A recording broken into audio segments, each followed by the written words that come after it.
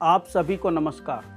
मैं आचार्य किशन महेश्वरी आज आप सभी को विदेश में जाकर के धन कमाने का योग बताता हूँ। क्या सभी लोग विदेश जाकर के लाभ पाते हैं? ऐसा नहीं।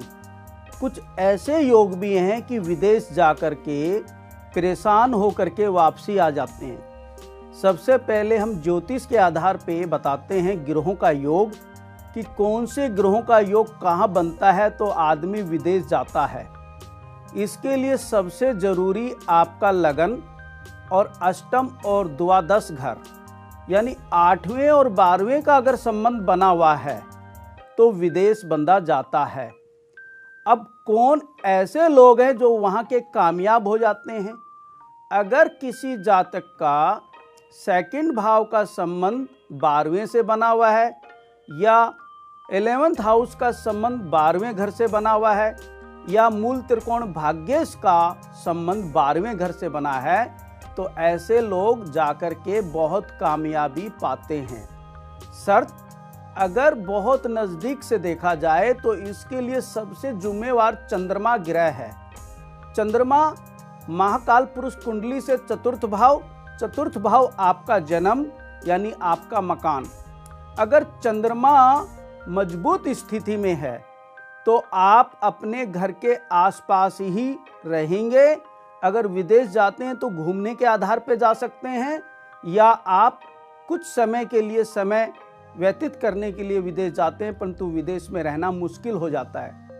अब अगर चंद्रमा पर राहु की या केतु की या शनि की या एक से ज़्यादा 2 ग्रहों की दृष्टि हो जाए तो ऐसे लोग विदेश में जाकर के बर्बाद हो जाते हैं, अपना धन का नुकसान करके वापसी अपने वतन आ जाते हैं।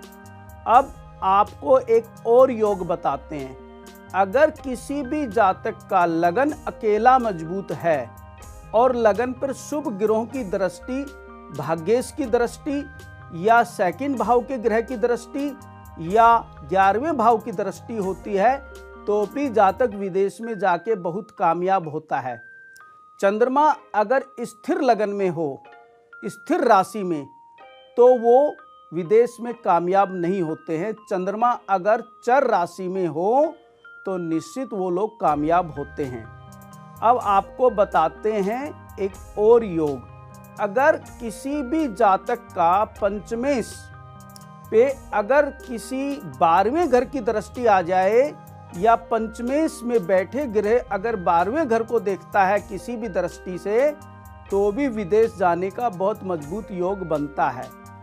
अब आपको वो बताएंगे कि आप अगर विदेश जाना चाहते हैं और आपका वीज़ा नहीं लग रहा है, बार बार आपने ट्राई किया और आप फेल हो जाते हैं, तो आप अपने घर के आसपास ये देखिए कि कोई विद्वान पंडित जी रहते हों तो उनसे पत्रिका में एक ग्रह का अध्ययन कराएं, विशेष चंद्रमा का, और दूसरा ये दिखवाएं कि हमारा 12वें घर का स्वामी कहीं राहु केतु से तो पीड़ित नहीं है। अगर ऐसा है तो उनसे उस ग्रह के माध्यम से अनाज पूछिए। मान लीजिए किसी का देवगुरु बृहस्पति ही आता है तो आप उनकी बनती है चना दाल, और अगर किसी का बुध आता है तो उनका बनता हरा मूंग, और अगर किसी का सूर्य आता है तो उनका बनता गेहूं।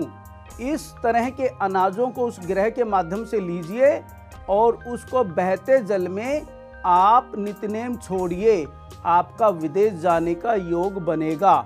नंबर 2, आप देखिए कोई शिव परिवार में कार्तिक के भगवान को अगर आप एक मोर गिफ्ट करते हैं, अब ये मेटल का ही मिलेगा, मेटल का कोई भी मोर ले लीजिए, पीतल में, तांबे में, चांदी में, अपनी सामर्थ्य के अनुसार, और बड़ी श्रद्धा भाव से आप उनको एक मोर गिफ्ट कीजिए तो भी आपको विदेश जाने का योग बनेगा।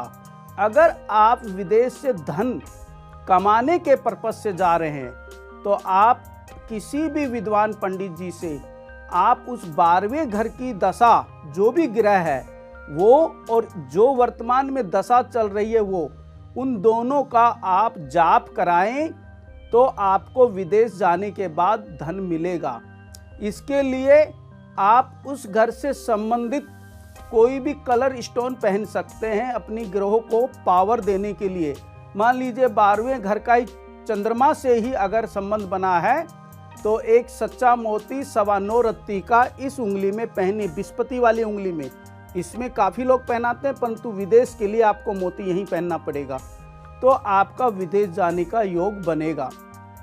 अगर उसके बाद आप वहाँ चले गए और वहाँ जाकर के आपका मन नहीं लग रहा है, तो आप वहाँ प्रत्येक पूर्णिमा के दिन थोड़े से चावल लीजिए और वहाँ अगर बहते जल की व्यवस्था है तो उसमें छोड़िए, नहीं तो वहाँ किसी निर्धन इंसान को आप चावल दान करें। अगर वहाँ ये सुविधा ना हो तो आप अपने वतन में फ़ोन करके बोलें कि मेरा चंद्रमा वीक है जिसकी वजह से मन नहीं लग रहा है, तो आप वहाँ पर जो रहते हैं आपके परिवार के लोग, वो आपके निमित्त चावल दान करें।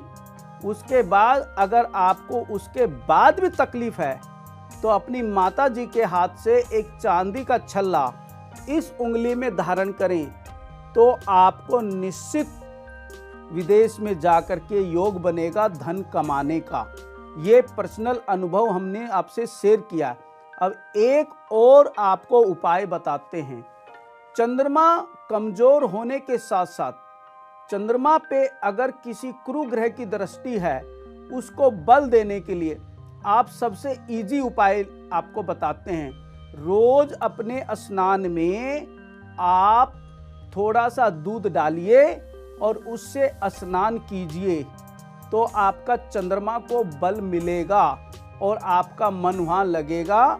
जिस पर्पज से आप गए हैं उसमें आपको कामयाबी मिलेगी। आशा है आप सबको विषय समझ में आया होगा।